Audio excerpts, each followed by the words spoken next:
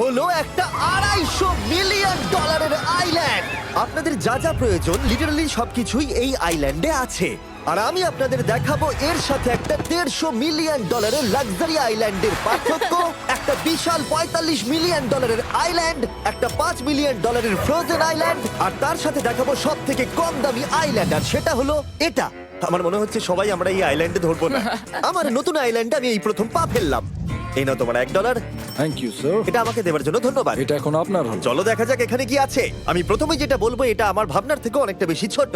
যখন তুমি $1 দেবে তখন একটা ইটের স্তূপ পাবে, একটা পুরনো আমি টয়লেট, বাথরুম খুঁজে পেয়ে আর গেছি। অনেকগুলো কাঠের পোল পাবে। এখানে তো চারিদিকে অনেক পোল রয়েছে। এগুলোকে আসলে পাইলেন্সই চলো বলা হয়। এগুলোর বোর্ড বানিয়ে এখান থেকে আর যাই। যেরকমটা তোমরা দেখছো এখানে আসলে কিছুই নেই, তাই আমি এখন এটাকে উড়িয়ে দেবো। কিন্তু পরে আমরা এই ভিডিওতে যাব একটা $150 মিলিয়ন আইল্যান্ডে আর একটা $250 মিলিয়ন সুপার আইল্যান্ডে। কিন্তু প্রথমে আমরা যাব এই $1 মিলিয়ন আইল্যান্ডে, যাকে মাঙ্কি আইল্যান্ড বলে। ও।